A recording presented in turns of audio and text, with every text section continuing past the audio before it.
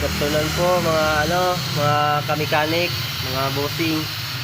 Ito po intake cleaning po kami at saka AGR. Ang combination lang po ng may-ari, AGR cleaning lang po. Pero sinama na namin yung intake kasi yung dumi rin sa intake pupunta rin din sa AGR. Kaya sinabay na lang namin.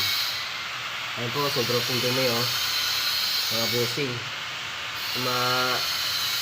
Masyadong maitim na yung usok, tapos masakit na sa mata. Ayan po, sobrang dumi talaga, lalo na pag mga Mitsubishi. Sobra po talaga ang dumi yan, mga Strada po at saka mga Montero. Lalo sa mga latest ngayon, sobrang sensitive, ang dali lang madumi yung yung intake nila. Ayan po, binaklas na po namin. Ayan po, sobrang dumi Ito po yung intake. Maliit lang po yan pero sobrang dumi. Kailangan po natin na linisin. At saka ito po yung AGR mga kabusi. Ito po. Ayan po ang AGR. Sobrang dumi po Lagyan po namin ng yan. Babad po namin sa gasolina.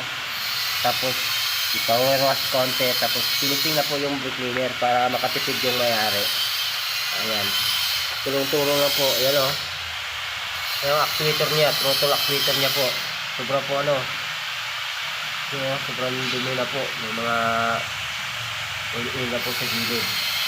Yung hose niya may may tagas na.